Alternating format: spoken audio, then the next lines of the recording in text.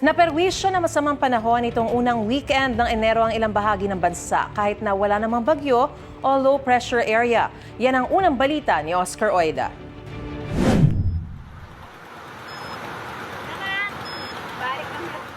Buwis buhay na tinawid ng mga residente ang rumargas ng tubig sa spillway ng Barangay Bago sa Tayasan, Negros Oriental. Umapaw ang Ginabangan River dahil sa mga pag-ulan. Grabihas tubig, uy.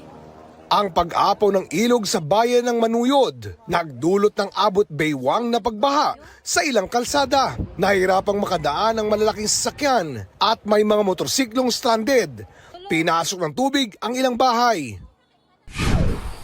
Dumausdos naman ang malalaking bato sa bahagi ng National Highway sa bayan ng Valle Hermoso.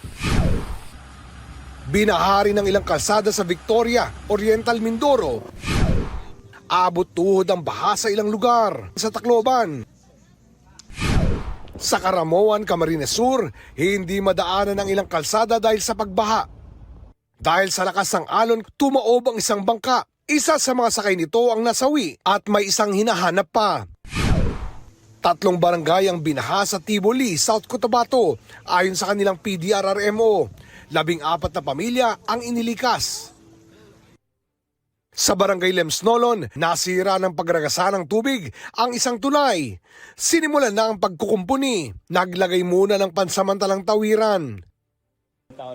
Binahari ng isang simbahan sa Valencia, Bukidnon. Ayon sa pastor doon, isa sa dahilan ng baha ay ang hindi pa matapos-tapos na drainage system sa paligid ng simbahan.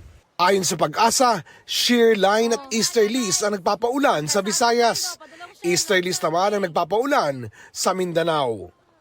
Ito ang unang balita, Oscar Oida para sa GMA Integrated News.